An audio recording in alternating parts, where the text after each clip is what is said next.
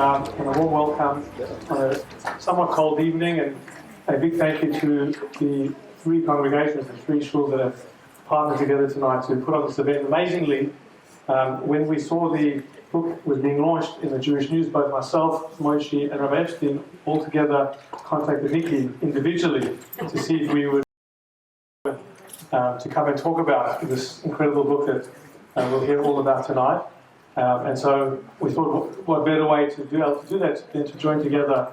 And so on behalf of Caulfield Shul, Mizrahi, and Dominion, we're very honoured that we have welcomed Nikki and of course Perele Goldhirsch, who will share some words with us together a bit later on in the evening. But this past Shabbat, we actually had a guest speaker who was talking, dates. He said, look, people always wonder, or speak about where they were on September 11th, where they were on, October 7th. In the Australian Jewish community, we think where we were on December 14th. It's a date that's etched in our minds, and of course for the family of those who sadly were murdered, much more traumatic, and I have no doubt are still processing the loss every single day. But for all of us, and I think many of us were able to go to Sydney soon after. I know I had the opportunity to go a few days later. And that time was really, I guess, for so many people. But in the aftermath of that, I think what was very beautiful was not just learning about their deaths, it was more important to learn about the lives of those who were taken. And I think that's what we're going to hear tonight, to not just learn about the tragic events of December 14th, but to really learn about one of those Kedoshim, Rabbi Schlanger, and of course the book that he's unfortunately not here to see in person, but we have no doubt is shedding nachas from on high, together with everyone here who's had involvement in the book. But one of the things that I find so important is to sort of reflect on a person's life. And I shared the story with my congregation at the time, because it's all this very minor, at the time it seems very minor, where you sort of see the character of the person. And there's been so many stories that have come out about the way Eli conducted his life. And sometimes it's just, as I said, a very small contribution that he makes to someone's life that things you'll never sort of think about it. But after such an event, you see how all these small things where you truly cared about people. And I tell the story, a few years ago I was doing a weekly video before Shabbat. Parsha video, a 2-minute clip of some thoughts on the Parsha. I remember one day I got a WhatsApp message from Eli. He said, Daniel, I've been watching your videos, really good, but the sound's not great. So he said, may I that you, and he gave me a link to Officeworks. He said, they're very cheap today. For like $80, you can get a lapel mic. He said, it will increase the quality of your videos, incredibly well. And I did just that. The next day I went to Officeworks, and I actually wrote to him, I said, if I buy it, do you mind giving me feedback on the next video I do? He said, with pleasure, and I recorded my video, and he did what he promised. He sent me feedback. He said, 1,000% better. And I said, thank you so much. And the truth is, at the time, I didn't sort of appreciate the story. This event, as I said, you sort of think about, here's one person who had no need to message me, to care about my influence in my little 2-minute video. We don't live in the same city. Rabbis are sometimes competitive. He could have said, good if his video is not so good. But no, I'm joking. We all want the best for each other. But he did think about it. He took time out of his day to try and make my life and the things I'm doing a little. I have no doubt that's what we'll see in the way that he interacted with you, Nikki, and of course with his dear family and anyone who knew him. So it's a big privilege and honour that we could host together in collaboration this wonderful evening. And thank you for coming all the way together with Wayne from Sydney. And we're going to invite Nikki to first talk about the book, share some excerpts from the book, and then there'll be a conversation with Rabbi Khan, Perele, and Nikki, and then Rabbi Epstein will leave us with some closing remarks before we see a video that's been put together by the family. So thank you, ladies. If you haven't bought a book, you'll have an opportunity at the end to purchase one as well. I know Nikki is happy to sign them as well. So thank you, and big round of applause to Nikki for showing us.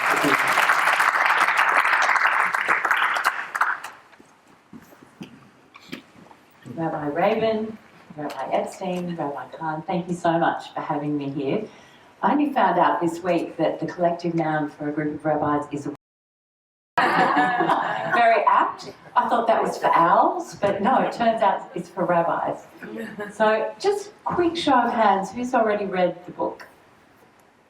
Oh gosh, quite a lot of you. Okay. Well, I'm going to retell the origin story of how I met Rabbi Eli Schlanger. But for everybody who hasn't read the book, this will be to you. So I've been battling autoimmune disease, and it particularly attacked my lungs for a long time. And every year or so, I'd end up with a chest infection, and I'd end up in hospital. And mostly I was managing it, but sometimes it would manage me. And this particular winter, in fact, it was just early spring, in September 2022, pneumonia, and Rowan, my lovely husband, who's here tonight, packaged me off into the car, raced me off to St Vincent's Hospital, Sydney, and when I got there, it became evident very quickly that things were going in the wrong direction. My oxygen stats were plummeting and I was finding it very difficult to breathe. So I sat there thinking, oh, maybe it isn't going to be the normal thing where I just get some IV antibiotics and I'm home in a couple of days. It wasn't looking that good. So the second morning, that ICU admission, the head of the ICU came to my bedside and he said to me, if we don't intubate you in an hour, you're going to be dead, which really focuses the mind. It makes you think, okay, I can't say no to this. So I had enough time to send off a couple of text messages to my mum and my sister and my best girlfriend, and they were kind of a combination of, I love you and I hope I see you on the other side, but I didn't really know if there was going to be another side. And I knew things were grim. Anyway, they did intubate me, and the last text I managed to send to Rowan was, make sure my feet are warm. Now, it's a funny thing, when you're in those extreme moments, you don't think about anything grand like God. You think about your cold feet and who's going to manage that. And I luckily had a very kind husband who agreed to put socks on my feet. I'd been intubated, and my daughter was dutifully crying at my bedside, and she managed to look up and see a very fast-moving, bespectacled, not too tall, not too short, rabbi. Or well, they thought it was a rabbi. Not being Jewish, and my daughter not being brought up as Jewish yet, they'd never spoken to a rabbi. In fact, I'd never spoken to a rabbi. So Rowan leapt up from the bed, legged it over to Rabbi Eli, and called out, "Rabbi." And it was a good sign because he stopped. And he turned around and Rowan just spilled out. In fact, you can quiz him on this later. He'll tell you his version of the story. But he spilled out, you know, the doctors have told us that we should get everything in order. And we all know what that means. We've seen the Hollywood. Get everything in order means things are going very badly. So Rabbi Eli came to my bedside and he looked at my husband Rowan and my daughter Liberty, and he said, okay, prayers. What's her Hebrew name? No idea. Just shrugged shoulders, nothing. Drew a blank.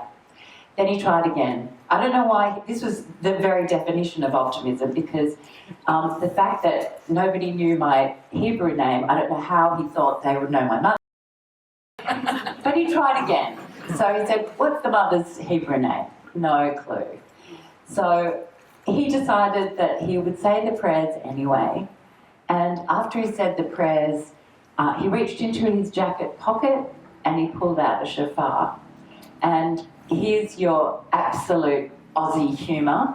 There's a nurse walking by and Rowan says, do you think it would be okay if the rabbi here blows the shofar? And she doesn't know what that is, but she goes, as long as I probably won't wake anybody. Well, this is a room of comatose people. They didn't wake up, neither did I.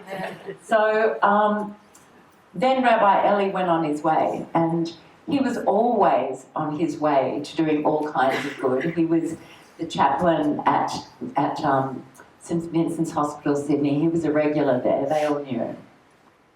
And he was off to do good somewhere else after he'd ministered to me at my near-death bedside. And in fact, it wasn't like the Hollywood movie.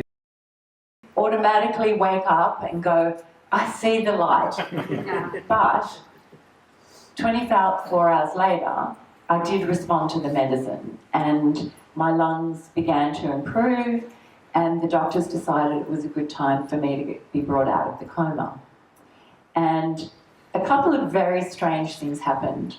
The first thing was that the very first thing I said to Rowan was, and this is before I knew Ellie had been there, I said, I felt their prayers. And he said, because he knew I didn't know anything about Ellie at that point.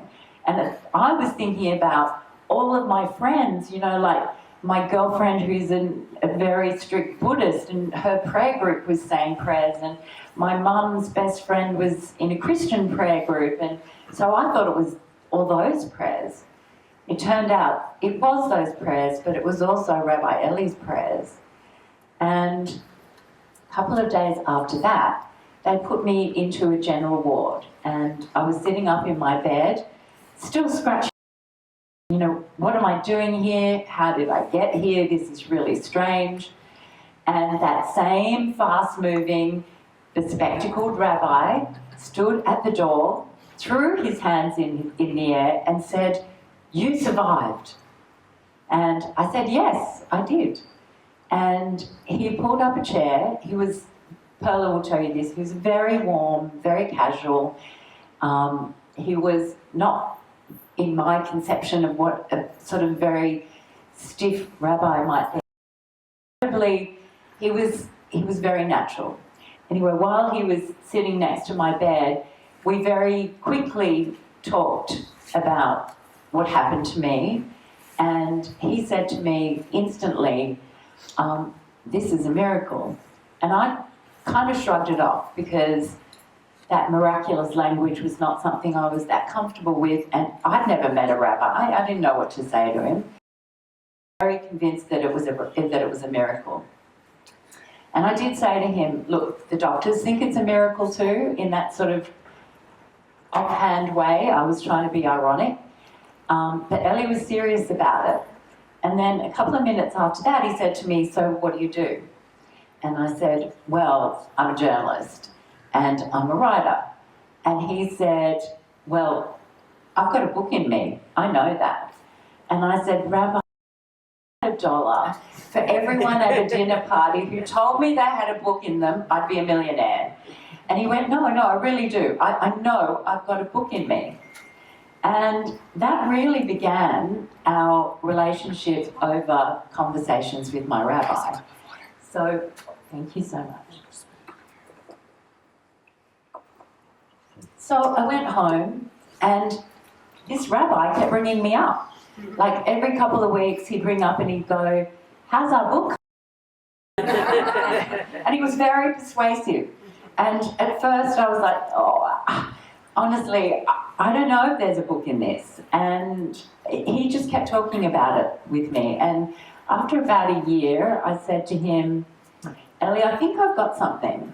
I think I've got an idea for a book, which might be Conversations with My Rabbi, because there's got to be a lot of me's out there. There've got to be a lot of people who are either secular Jews and rabbi, or they want to have a more religious conversation and they just don't know how to have it.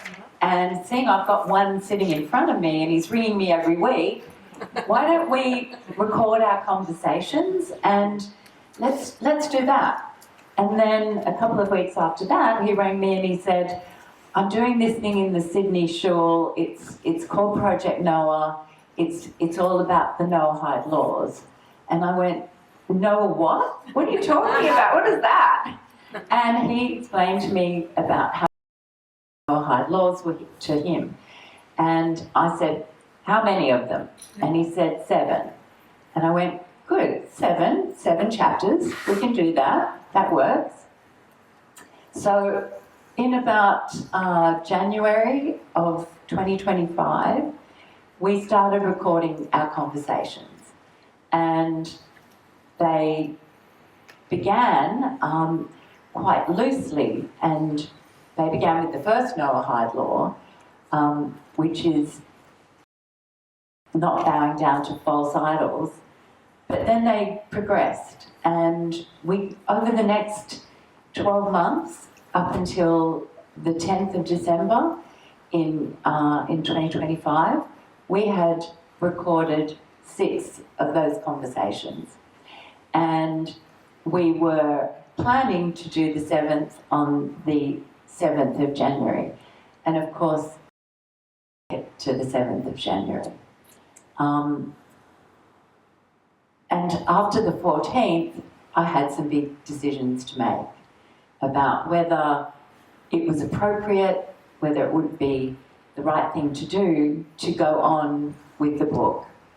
On the day of the 14th of December, Ellie had invited Rowan and myself, and my daughter, who was actually overseas studying at that time, but he'd invited Rowan and I to come to Hanukkah by the Sea.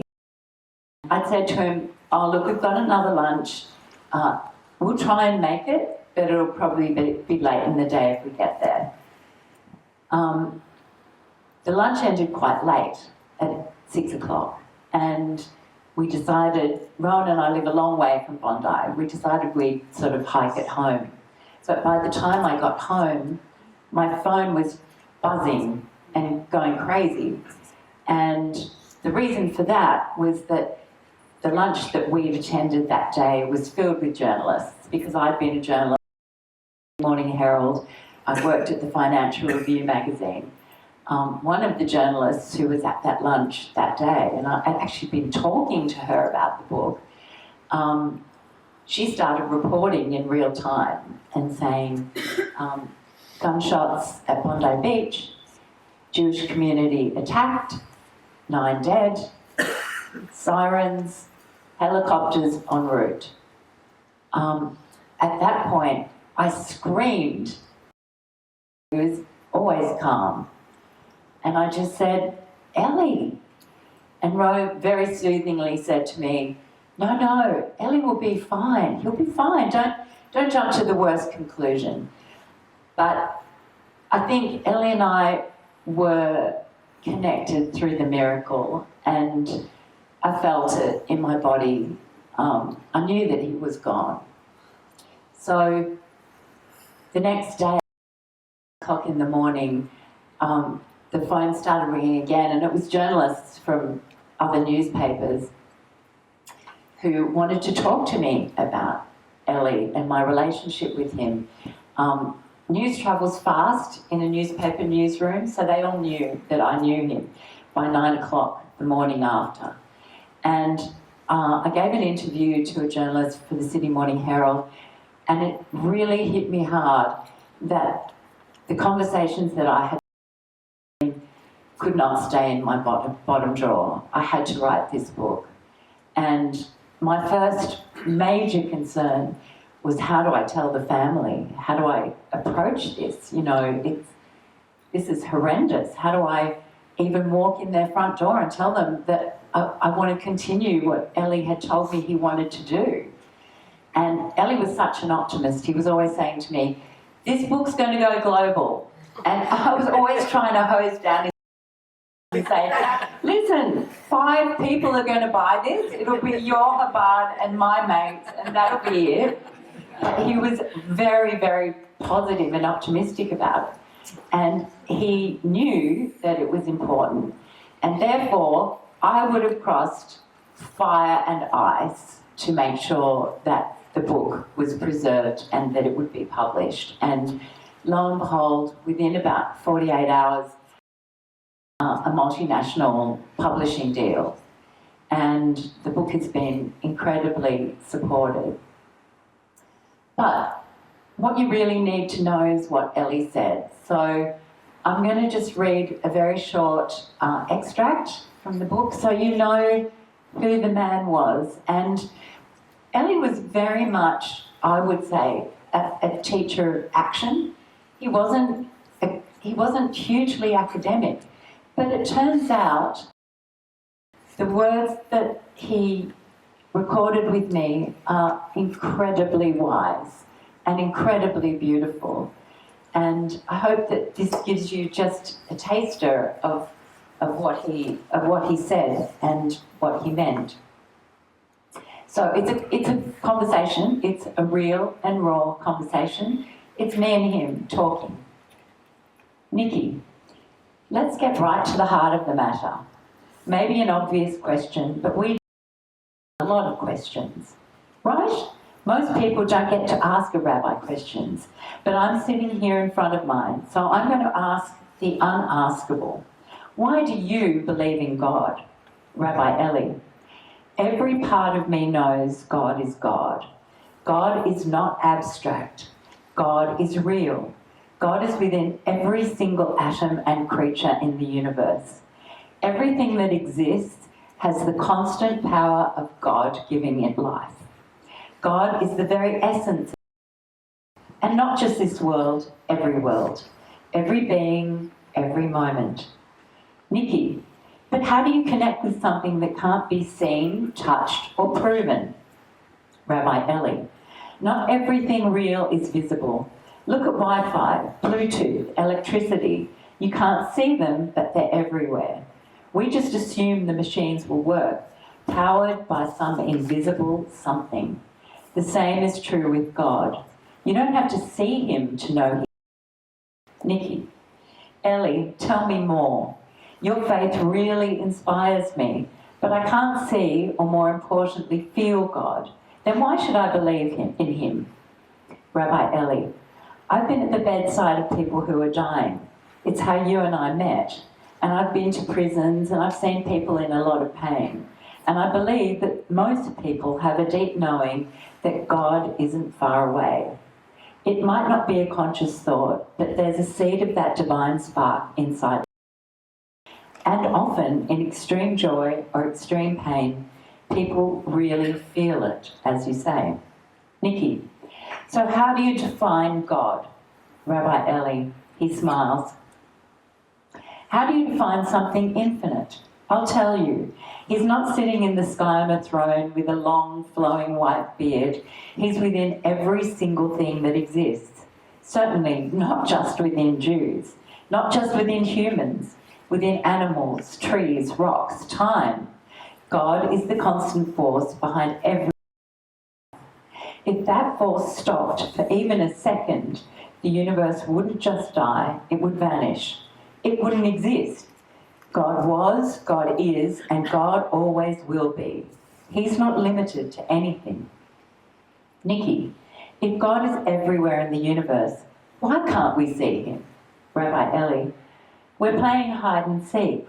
God hides not to punish us. On the contrary, he hides to give us the joy of discovery, like a parent hiding behind a tree so their child can find them and that moment of reunion is powerful.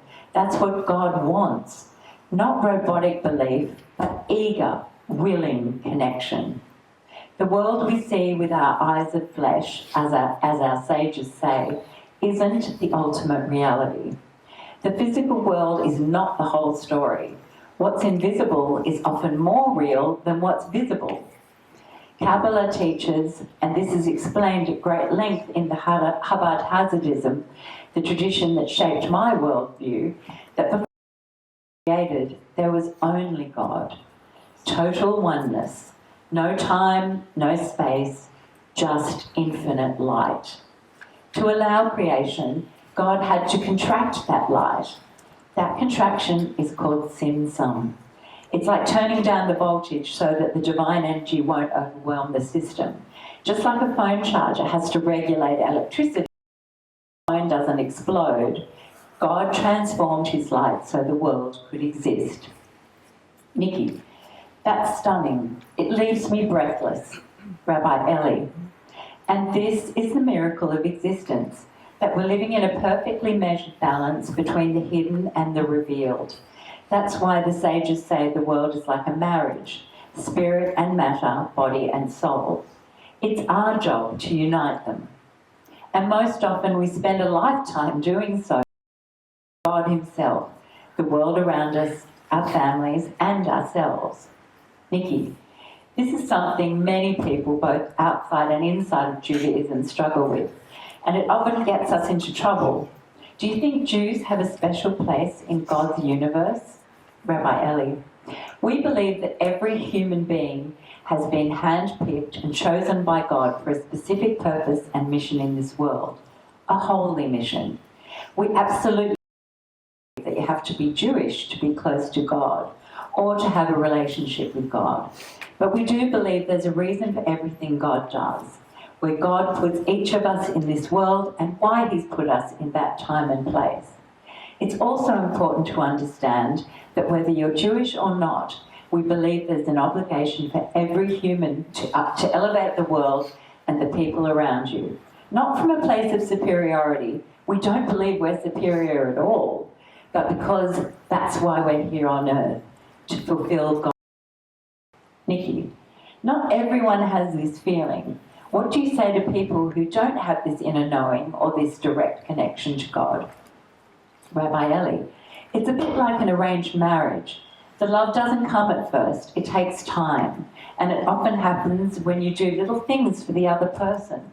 Trust and love build when you show up. This is what God wants. Showing up, doing the practices, gifts of service, build the relationship, prayer, contemplation, being conscious every day of the mitzvot you do for others, and to willingly and generously serve God. They all add up. Nikki, but what if someone doesn't believe? Can you call yourself a Jew and not believe in God? I always believed in God, but it's only recently, and maybe because of my near-death experience, that I now identify with the God of my ancestors. What about people who feel culturally or ethnically Jewish, but don't necessarily believe in God? Rabbi Eli, every Jew, every human being believes in God, even if they say they don't. I'll tell you why. Imagine someone says, I don't believe in God. I'll tell them, if you truly didn't believe, then why are you so interested in abandoning him? You can't already be in a relationship with something you don't think exists. It's like the story of the father who tells his child, there's only one God in the world and we don't believe in him. Even in denial, God is present. Nikki, so who is God and why should I worship him? There is only one true God, but we experience him in many ways. There's the infinite, unknowable essence of God, Ein Sof. Then there are the ways he chooses to reveal himself, through Torah, through the Noahide laws, through nature, through justice, through compassion, through love, and through miracles. It's all the same light, just refracted through different lenses, like stained glass. God didn't create the world to remain distant. He made it to be discovered. He wants us to find him. That's the pleasure of this whole game. That's the why. Nikki, so you're saying faith isn't blind, it's a vision. Rabbi Eli, faith isn't about switching off your brain, it's about switching on your soul. When you believe, you begin to see. And in God's eyes, you realise the world is not broken, it's simply waiting. So you can see Eli, a man who was busy in the halls of hospitals and in the corridors of prisons, was also very erudite and a great thinker and a man who deeply believed in God. In fact, somebody said to me once, you know, is it that Eli believed in God? And I went, no, it's not that he believed in God. He was saturated in God. He was immersed in God. He was not separate from God. That's how he lived his life. And he woke up every morning thinking about what kind of good he could do that day, and then he went to bed at night wondering if he'd done enough. That was the man that he was. And I'm very much looking forward to sitting with Perele and Rabbi Khan and talking more about him and answering.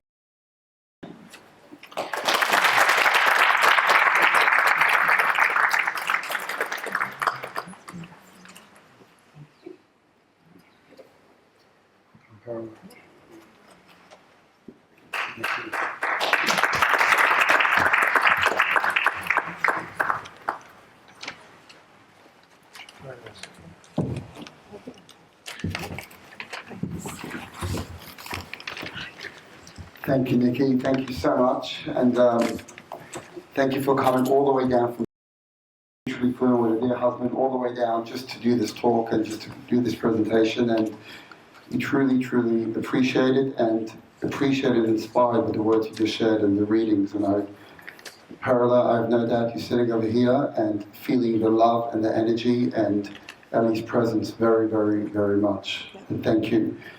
Perele said at the beginning of this, she's either going to love me tonight or hate me, depending on how it goes down. I want to. Can only love you. Thank you. I want to start, Perele. So we've just heard the incredible story about someone that some of you may have known personally. I could say that I am humbled that I knew Ellie personally. I grew up in London, and the Schlanger family were very much part of my family, and specifically Shmuley, not so much Ellie. Ellie was the younger. Shmuley's my classmate. But then Ellie actually came here as a rabbinical student, and I had the honor of working with Ellie for a year, and then over the years I've kept in touch with Ellie. But I wonder if you could introduce everyone to Ellie. Tell us a bit about who Ellie was growing up. Not Rabbi Ellie, we'll come to Rabbi Ellie, but let's go back to London. Let's go back to that beautiful, cute little boy. Okay, so I can tell you a little bit about our childhood, give you a bit of a picture. So as you said already, we grew up in London. We were a family with 9 children, so full house, busy, loud, happening house, 6 girls. I was the 6th child and Ellie was the 8th, so we were very close in age, and thank God, and we spent a lot of time together growing up. As a little kid, I'm really grateful now, thinking about it now. I never really thought about this much, but growing up before the times of technology, I'm actually just really grateful for that, because we spent a lot of quality time together. My memories are of things like, building copy houses out of, chairs and quilts. Just snowmen. In London there was a lot of snow, so we used to build snowmen in the garden.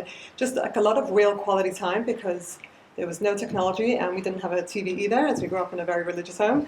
So, we were stuck together whether we liked it or not, and it was, thank God for that. So that was that. My parents are both English as well. My father was a busy businessman. He was selling leather handbags and selling them. He loved us all unconditionally. We had a really warm upbringing. And same with my mother. Her entire life was all about her children. She didn't work. She was all about, she had 9 kids, and it was all about just making a really warm, happy home for all of us. She was an amazing cook, and every day we'd come home to hot meals, and if dinner wasn't ready yet, she'd have like hot cocos ready for all of us, and we'd sit against the radiator.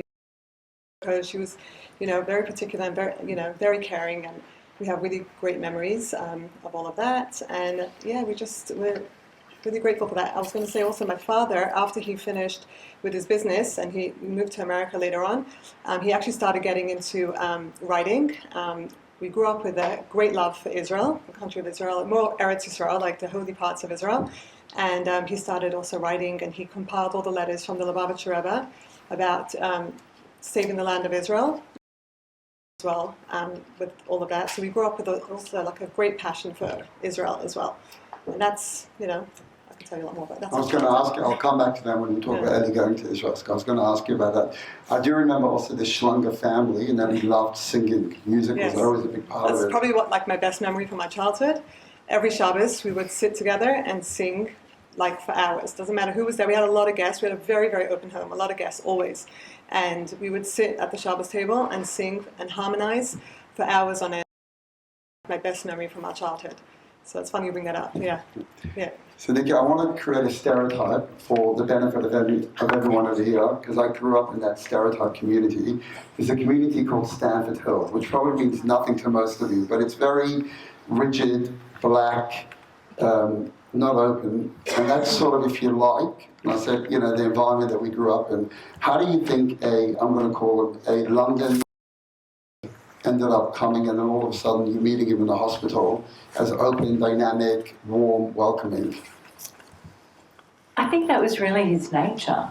You probably think that too. Like there's a great story that was told to me. I'm going to give you two beautiful stories about Ellie now, because I think it really answers the question. One, his beautiful assistant from that they were at East Garden Shopping Centre. It's probably like Box Hill or big mall. And Ellie saw an imam in the car park, and he raced across to him and he said, "We could do something together."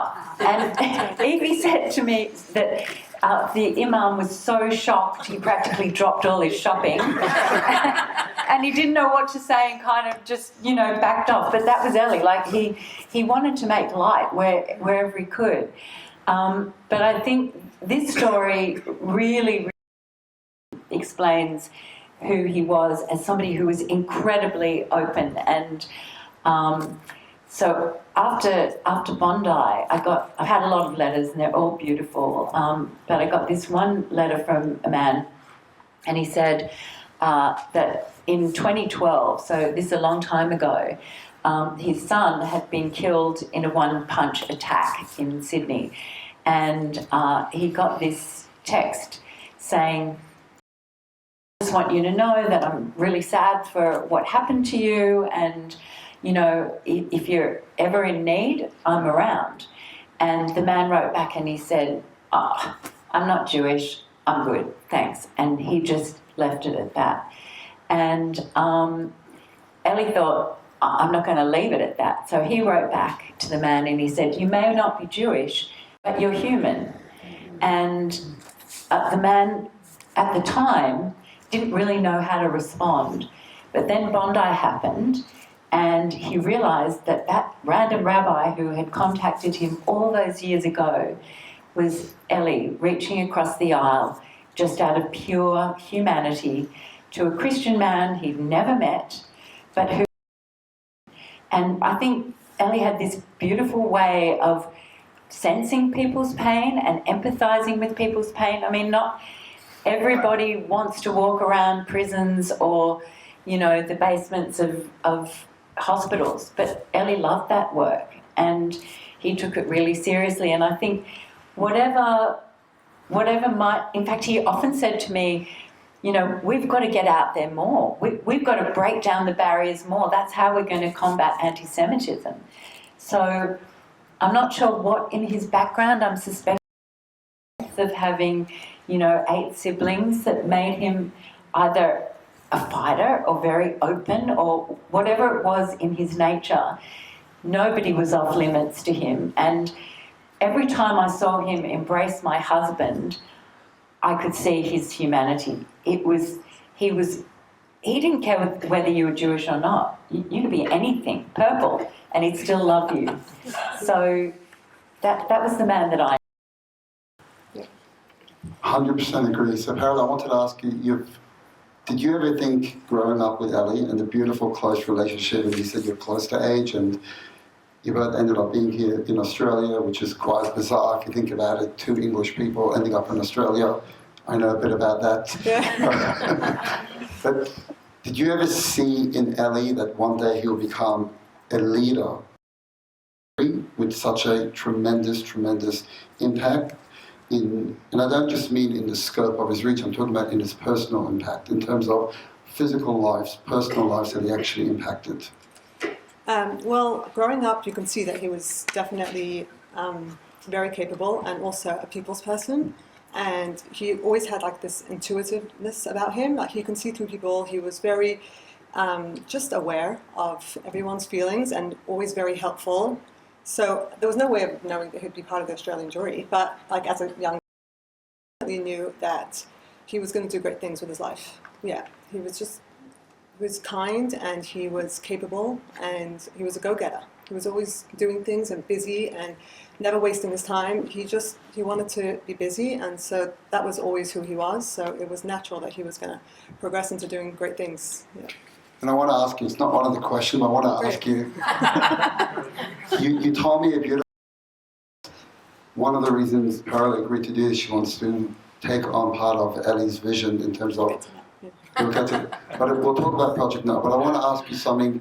You also told me that sometimes you're like, Ellie, leave me alone, right? So you're a man of a dream, but I just want to tell us a bit about that. Well, he drives me crazy a little bit. When everything happened on December 14th, so after I got over the initial shock, I noticed that subconsciously, it wasn't a conscious thing. Spiritually, I was just like, I was diving in for it. I needed to feel connected with him, and I knew that the only way that I'm going to be able to, have a relationship with him now is through a spiritual connection, because there was no more physical, and just it happened right away. There's things that happen all the time. I feel like he's with me all the time. I'm doing things the whole time that I would never have done before, and I just feel him by my side, like, every day. I'm not just saying this in this room, I know this, he would mention how proud he was of you and Dan and the whole family, the beautiful family you raised, really. So he had tremendous pride and nachas, and he would come to Melbourne, who my sister is, So he definitely looked up to you. Nikki, at what stage did you feel that, you shared your story, which is so beautiful and inspiring, but there's actually a message over here that is not just a personal discussion, but this is a global, Ellie said this book is going to go global. Yeah. And he understood that, he knew that, and it is a global message. But at what stage did you realize, oh my gosh, there is a global message over here?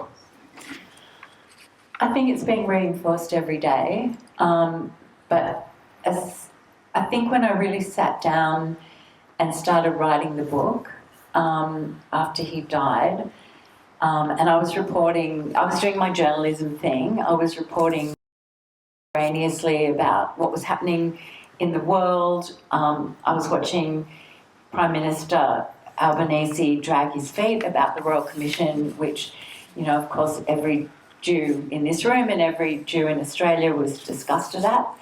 And I think the anti-Semitism emergency that we're all living in necessitates taking action. And Ellie was really clear with me that the book was to be an antidote to anti-Semitism. He said to me often, I don't want it to be negative, I want it to be positive, I want it to be about light, and I want it to be about love. And in fact, it's on the back of the book. I said to him once, Ellie, what's your mission? And he said, to bring light.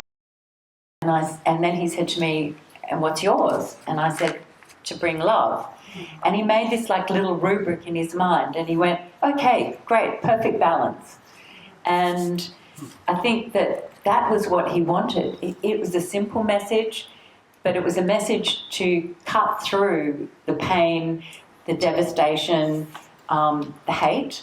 And he did that by being incredibly joyous. And in fact, Perele was just saying he was very busy and very capable. I called him a human hologram because he was like that movie, everywhere, all at once, everything. I don't know how this man was a human army, but he was. Rabbi Ullman told me after he died that he got lots of letters, and people would ring up and say, I'm a single mum, I had 6 kids, Ellie arrived this morning with 6 pairs of shoes. How did he know? Well, he just did. And he was like that with elderly people. He'd turn up with food. His message was just be good and do good, and that's how we'll beat the darkness. Thank you. I think it's amazing. You're talking about Ellie, and I think, Perele, it's a question for you, but you look back at Ellie's achievements, and I'm not even beginning to talk about his most beautiful, beautiful family that together with his dear wife, has raised the most incredible children. I'm talking about from a communal perspective. You know, he's built arguably one of the nicest shuls in Australia. It's magnificent. If you haven't been to Chabad Bondi, it's truly, truly, truly a work of art, and every detail and, you know, everything about it is so perfect. But I think what's so incredible is also there was this global vision, but then there was this individual, you know, vision. And you're talking about running through the corridors of a hospital, of a jail, and there's no glory in that. There's no, you don't get to meet journalists every day and write a book, right? That's not why you're running around corridors of hospitals. Tell us a bit about Ellie's dreams and accomplishments and sort of together, like he had this global vision, but yet somehow was able to bring it personally to everyone. So he accomplished like a lot of very big things, like what we're talking about, and I'll go into it as well. But I think that the reason why he was so successful and was able to accomplish things that most people can't accomplish, especially in such a short, you know, lifespan, was because of like the depth of his care for people. Like, I know I keep going back to that, but I think that's really what, you know, was what it was all based on, and that's why he was so successful, because he wasn't thinking about, you know, money, he wasn't thinking about fame, he wasn't thinking about any of that. It was literally about, like, you know, how to get the Lubavitcher Rebbe's message across, how to make him proud, what to do. So, you know, the shul, that was something insane. It was huge, it was expensive, it was, you know, and it was exquisite because he had amazing taste, and he was very involved with that as well. So he built the shul, and then he wrote this amazing. How many people can say they've written a book at the age of 41? Mm-hmm. Like, he wanted to do something, and he just went for it. He didn't let anything stop him, any insecurities, nothing held him back. His way was, let's jump in, and then we'll figure it all out afterwards. That's what he would do, and that's what happened with the shul. You know, there were a lot of people that came in and helped afterwards. It took 15 years. There were so many, so many things that came in the way, sort of thing, and he got through. And then there was Project Noah, which was incredible. I remember when he was telling me about it. What started was, he was in shul on Shabbos, and a friend of his came over to him and said to him, Ellie, tell me one of your miracle stories, because Ellie was obsessed with miracle stories. He saw miracles every single day in his life. It wasn't, you know, it wasn't made up. He saw life as miracles. Anything good that happened, he just saw Hashem's hand in it. And one of his friends was feeling, I think, maybe a little bit down, I'm not sure, but he wanted a miracle story, and Ellie's like, oh, I don't really have anything. And about 20 minutes before Shabbos was out, this was in shul, he said to him, you know, I'm really feeling, like, the community are feeling a bit down. Something had happened, there was some anti-Semitism going on with a school, and it was being in the papers, and he was feeling a bit down about it, and he said, you know, I think I should do something about it. I think I'm going to start spreading the 7 Noahide laws. I think that's what I need to do in a positive way, bring light to people, do it in a really sweet way. And I think that's the way to do it, instead of, you know, he was still doing the things like writing letters to Albanese, he was busy with everything. But he wanted to do it in a really sweet way. And his friend thought that was a brilliant idea. And then Shabbos was over. They watched in the foyer, they watched the Gems video of the Rebbe after Shabbos. And as soon as the screen came on, it was the Rebbe, and underneath it was saying, you know, the importance of the spreading the 7 Noahide laws. So he was like, okay, I got my miracle story. The friend was like, I got my miracle story. And then Ellie started Project Noah the next day. He didn't wait. He started Project Noah the very next day. He made a meeting. The very next day, a whole bunch of people came in. One man came in and said, okay, I'm giving $1,000. It started right then and there, the next day.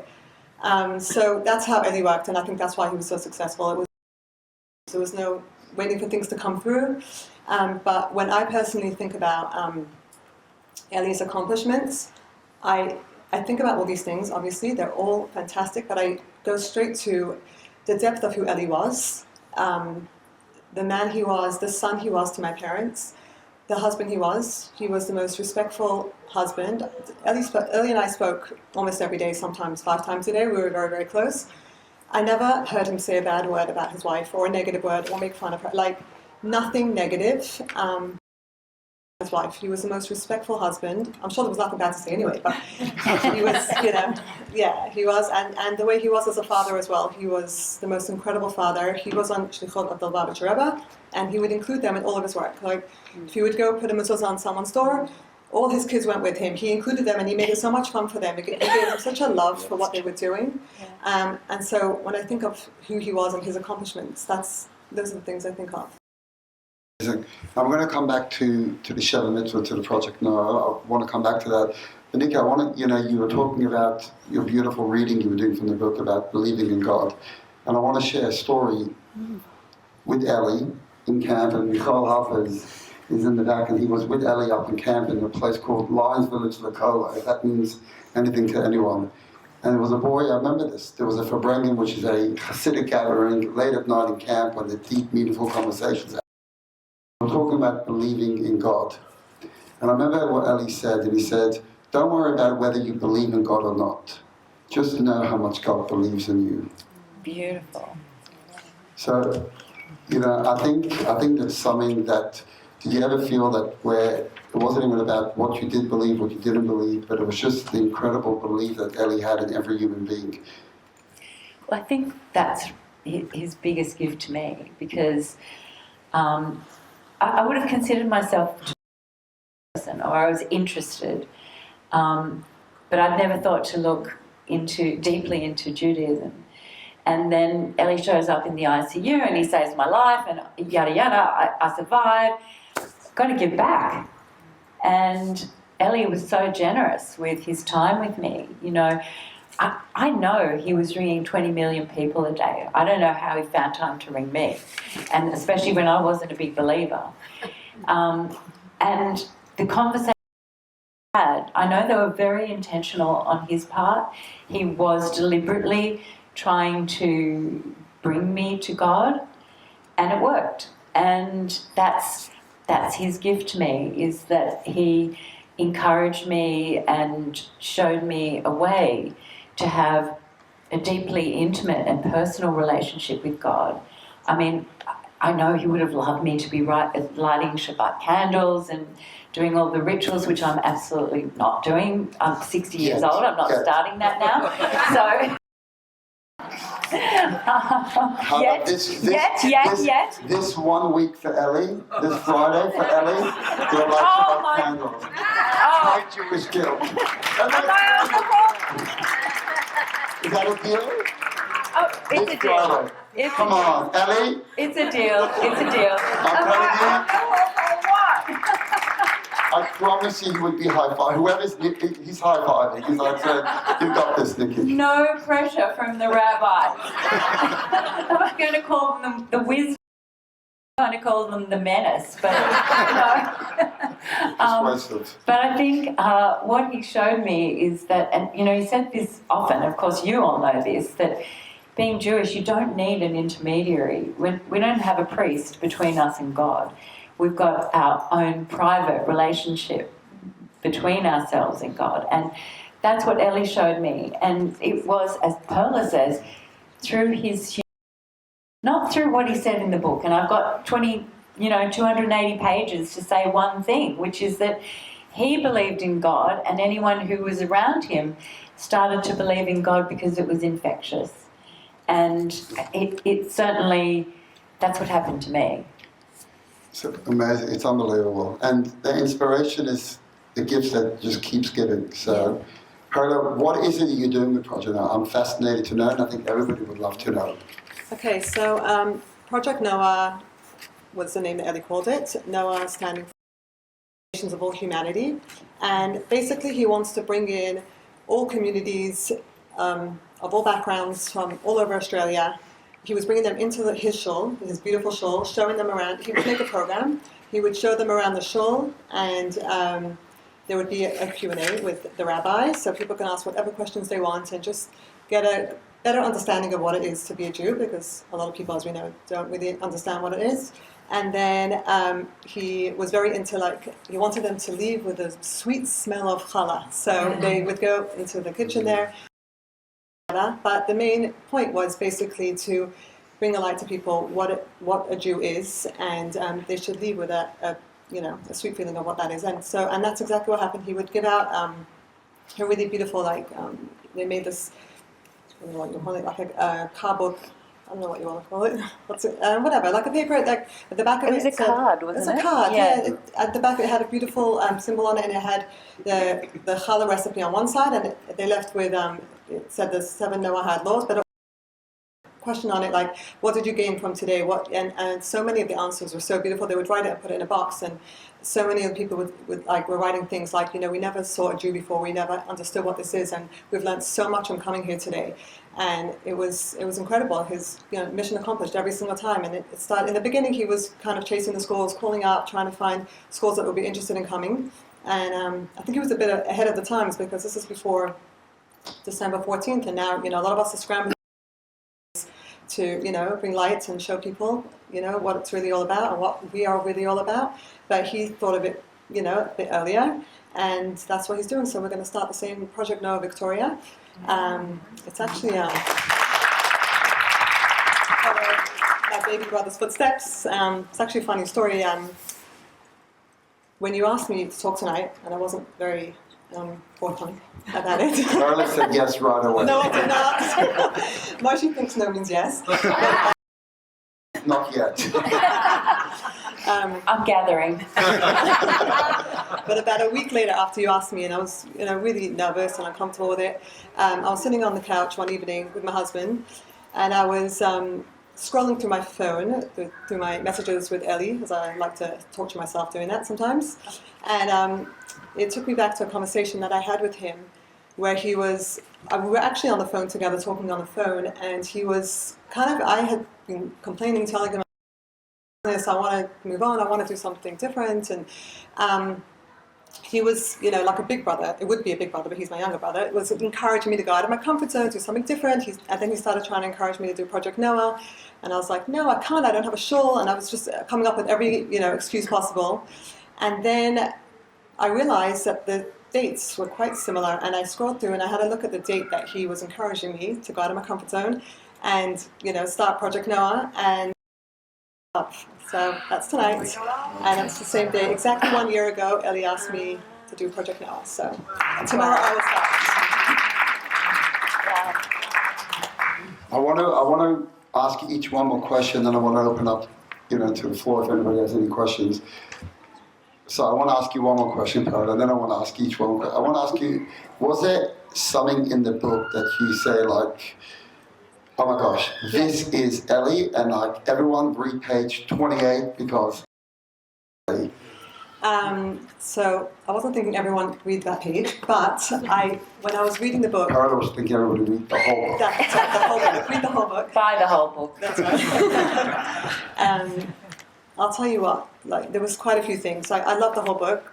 But the main reason because you just feel Ellie's personality, and it's so as a sister, it's just so special to have that. Like I've got my WhatsApp with him, and I've got old emails from 20 years ago. I've got pictures, but having a book as well with his wisdom is special. And one of the parts that really spoke to me was when he's talking about lashon hara, like talking badly of other people, and he speaks about how who gets affected by it, the person who's saying it, the person we're talking about, and the person who and the person you're talking to.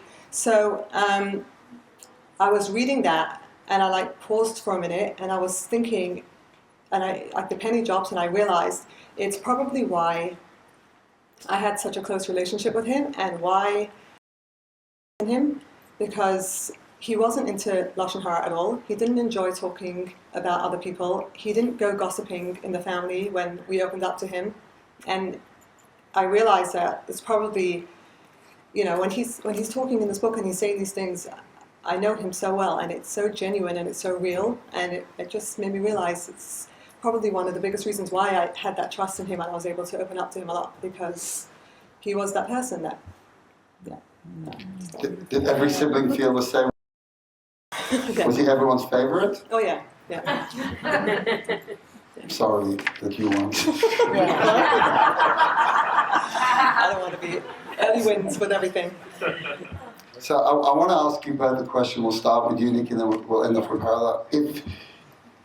If Ellie was sitting over here, which he is, Yeah. and he would want everybody to have one message, one takeaway from the book, over and above the whole book. We're going to say, this is the crux of it. This is what you need to know. So we call it the 30-second elevator pitch. I think Ellie,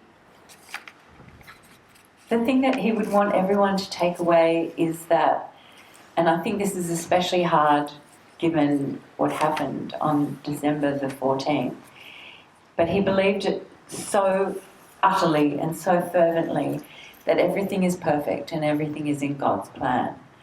And it was something I really struggled with after he was murdered, but it was what gave me faith.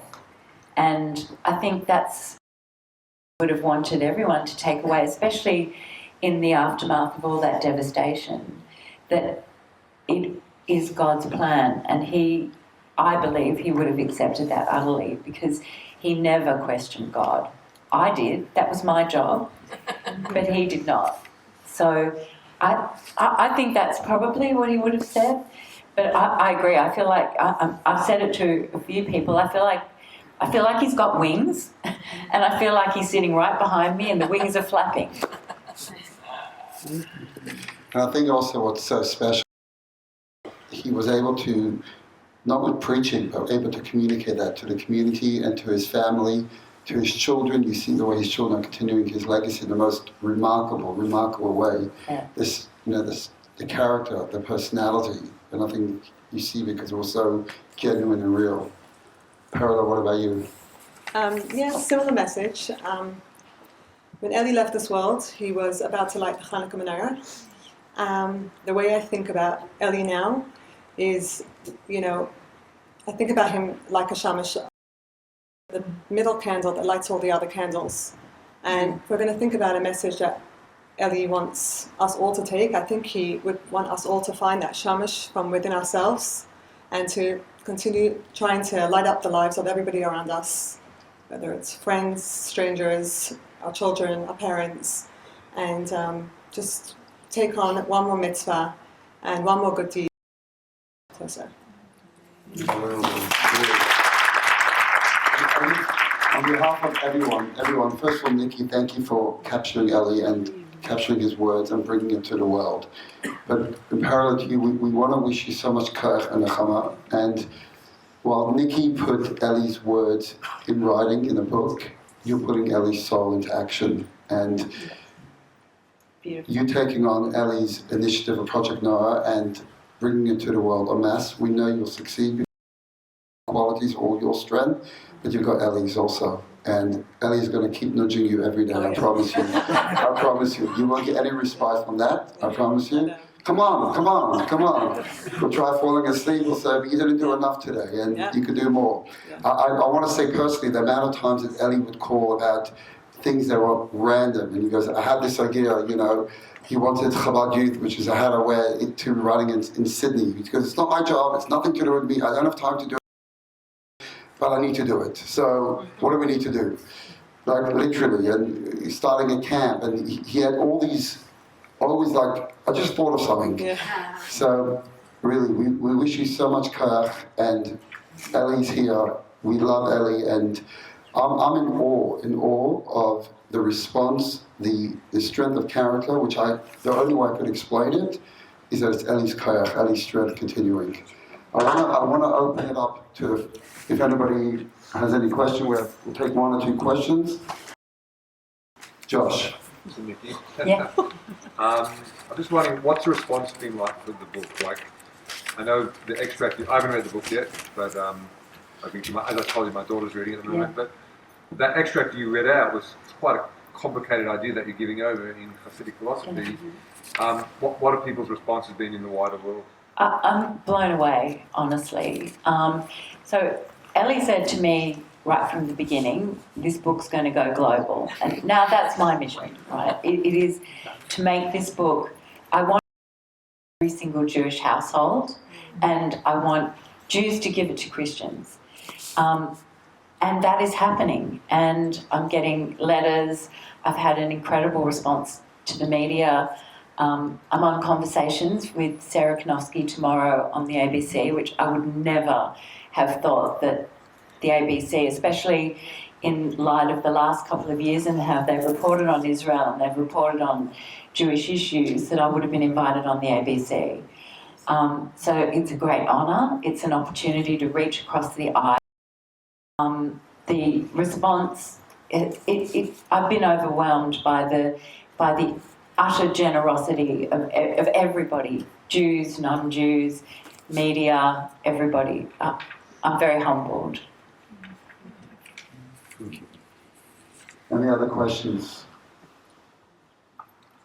So I'm going to conclude by Nikki doing an Ellie move, okay? Yes. And reaffirming that this Friday you're going to post a picture of you lighting Shabbat. Before you get someone up, and we're going to post this picture on social media of you lighting Shabbat candles, bringing Ellie's light to the world. Okay, I'm cooked. So yes, I'll do it. But before I finish, I just want to say thank you to Perele and Dan and the entire Schlanger family.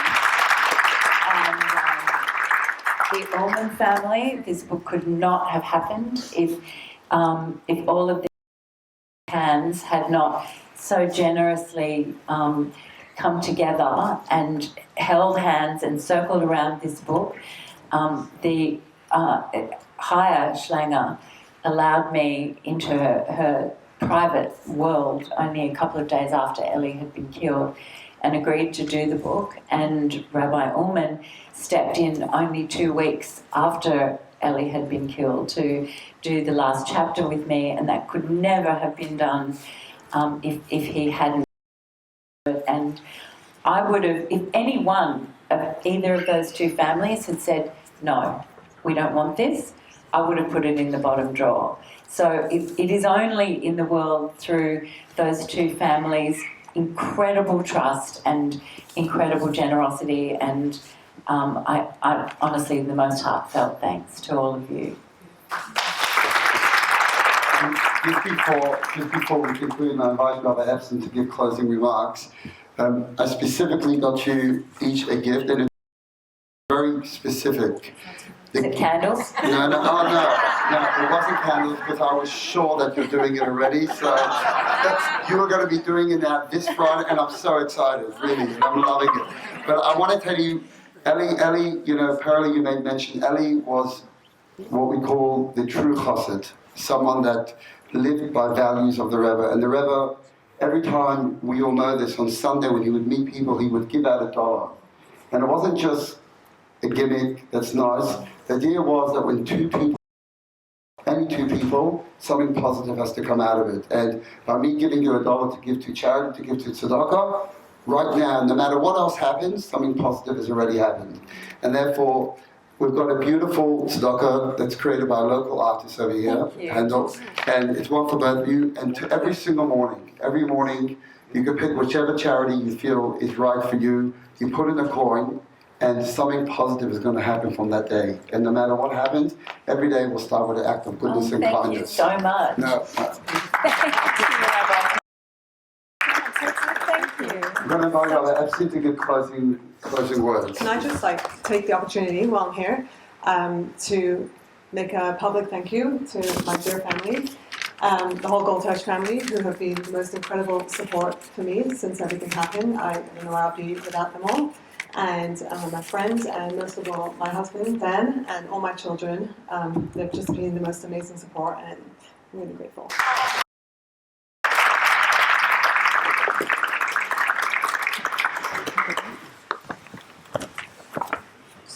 Thank you very much indeed. It's on behalf of us and on behalf of Mizrahi Melbourne.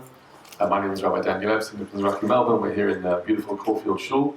And thank you to them, and thank you to our community, to Benji Jokowitz, our president, to YAX, to YJP, to Karen Kilat Or David, another young community in our organization. And thank you to you for this extraordinary evening.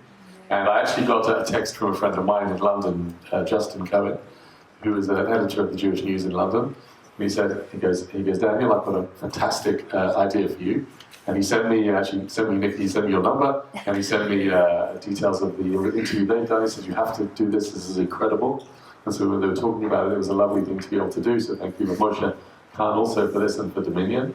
And I was reading through the book, time to sort of sit down and skim through it today, and the ideas of the 7 Archive laws. There were 2 tiny things I wanted to share. The first one was this line that jumped out at me, and I got quite far. It was quite good, but I just thought the epilogue was something very special as well. It says, Ellie and I were friends, great friends, but we were so much more than that. Ellie's role in my survival and recovery from life-threatening pneumonia is so profound that it defies scientific and quantifiable explanation. The intervention Ellie made on my behalf to God with the prayers he uttered at my bedside in the ICU and the chauffeur he blew, spiritual level of existence, where things cannot be explained or named, but can only be felt. As the beneficiary of that intervention, which resulted in a second chance at life, I owe Ellie my deepest thanks and most profound gratitude. But that's not the end of the story. Another miracle occurred, and as you said, Ellie and I were 3/4 of the way through this book, a book you wanted to go global, not just for Jews everywhere, but for one who wants to live in a just world. And through our conversation, where I learned about the Noah and investigated my own faith and Jewish identity more deeply, he challenged and changed me, perhaps unknowingly, perhaps knowingly, prepared me to bring his light to the world through this container, a book with his actual words written down and preserved for eternity. Ellie saved me, now I'm saving his legacy. I thought that line really jumped out at me. That was very special. That's when I realized that there was something lovely about the very first line every week. And this week's Sedra, this week's particular portion, starts with a very simple phrase that, again, I looked at today and something jumped out at me that I hadn't seen before. It says Re'eh, which means see, which is how we start. Ani noten lifnechem hayom bracha uklala. I give before you today a blessing and a curse. What jumped out at me is the word noten is in the present tense. It's not in the past. It's not I've given this to you in the past, now you have to figure it out. It's the present, ongoing experience. Everything we get in life is a blessing and a curse. It's a blessing and a curse. You have terrible news, it's a curse and a blessing. In everything there is something to be drawn out of it, and that's what it is. And if you see the world in every single thing that you see is a blessing and a curse. In other words, the curse is if you don't take the right response from what it's doing, and the blessing is if you do. And then we also ask, ultimately, as we go through this at the end, we have 2 other words, b'chat and b'chaim, choose life. And that's what you have done, and that's what you've given us this evening. We're very grateful, so thank you for that. Thank you for this wonderful evening. And we appreciate being with you. Thank you very much indeed. So before we close the evening, there's a special video that the family has prepared for us to see this evening.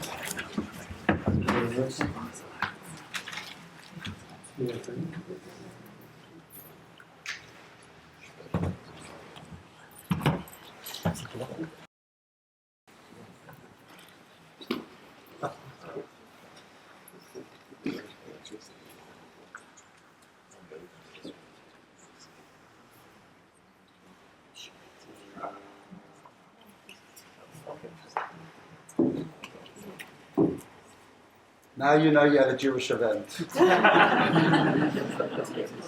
Perele, you can use Caulfield Shul if you want for Project Nara as well. It was working on, oh, here we go, thank you.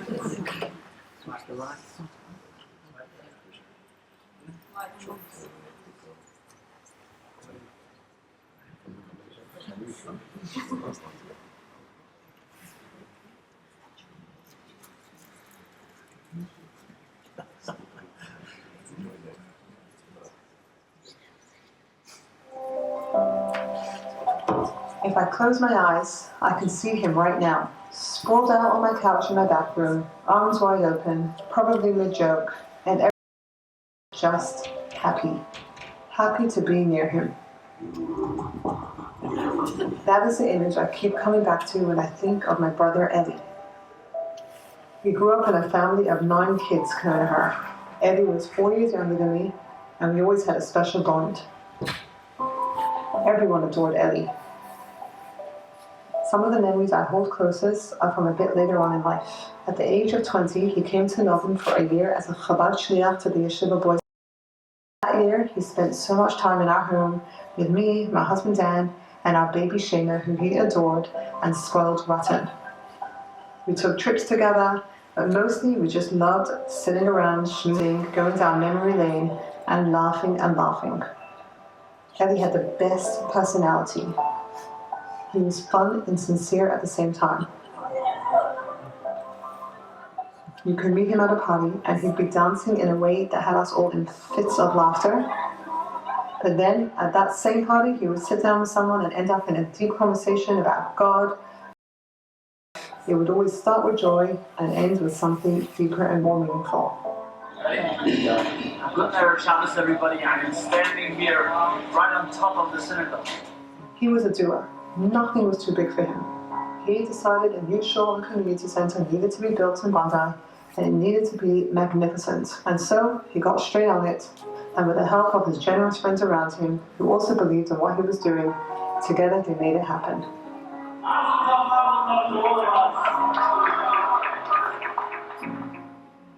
Eddie would drive 4 hours from one person in jail to bring him light and inspiration. Good morning, everybody. I'm standing here outside the Parkley Correctional Center, visiting some Jews. To Ellie, everyone mattered. He saw souls, and every soul was as great as the next. Ellie woke up each morning with a mission, and that was to bring Yiddishkeit to people, to uplift people, to spread light and joy. He considered that his shlichus, his mission from the Lubavitch, took seriously.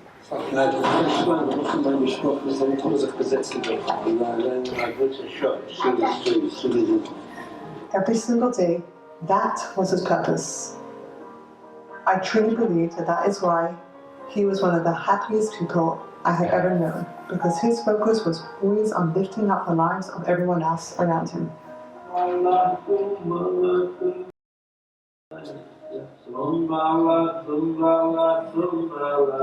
He loved his wife Chayla deeply, and he fell in love with each of his 5 children from the moment that they were born. A few weeks before Hanukkah, when we were on the phone together, and he couldn't stop talking about his new baby Shushi, how heavenly he was, how adorable, on and on, like he simply just couldn't get enough of him. During our conversation, he sent me a video because he needed me to see what he was talking about.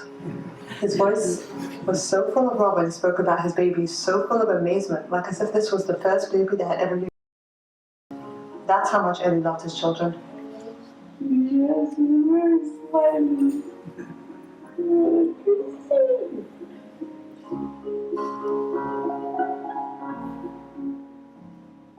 He was a devoted and loving son too to our parents, and in so many ways. Besides for their regular phone calls, he always made sure to FaceTime them as they lived in Israel so that they can see their grandchildren and feel that nachas from afar. That love also reached his nieces and nephews too, no matter where in the world that they were. He made a real effort and he would go out of his way to see each one of them. When my son, then 19, went to visit him in Sydney one day, Eddie took the entire day just for him. He drove him out to the Blue Mountains. Somewhere out there, Eddie said to him something that stayed with him ever since. He told him that we all have a higher purpose in this world, that yes, we need to work, we need to build, we need to earn a living. But the real work is our and everything else flows from that. A few years ago while we were in California for a family simcha, I couldn't sleep because of jet lag. At precisely 3:56 in the morning, Andy showed up at my door with some sleeping pills and that same huge smile on his face, as though helping his sister in the middle of the night was the most natural and joyful thing in the world. Ellie and Chayla and the in Melbourne, and we would go to them in Sydney as often as we could. He would always insist that we stay at his house. Mattresses all over the dining room floor, babies and toddlers running around, and so much laughter.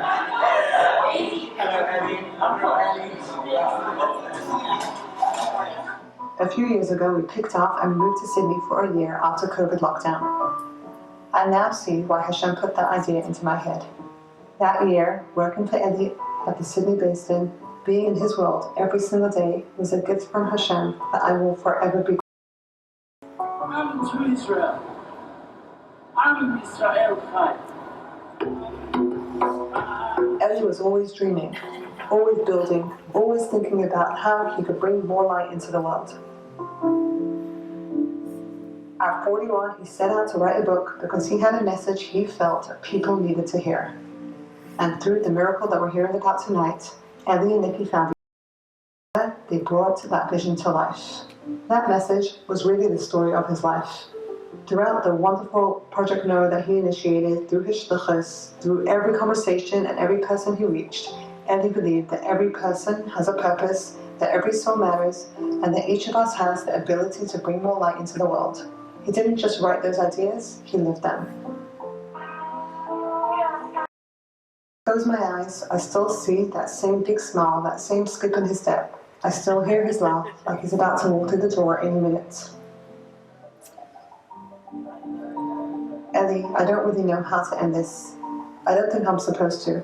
So I'm not going to say goodbye. I'm just going to keep going, keep telling your story. I'll try to show up for the people the way you did. Keep trying to make you proud. I love you, I miss you every single day, and I will carry you with me for the rest of my life.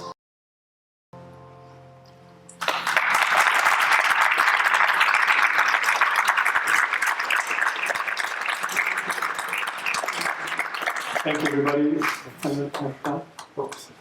Yes, and if anybody still wants to buy a book, please see us at the front, and Nikki will be agreeing to sign it as well. Thank you for coming, and again, a big thank you to all our speakers this evening.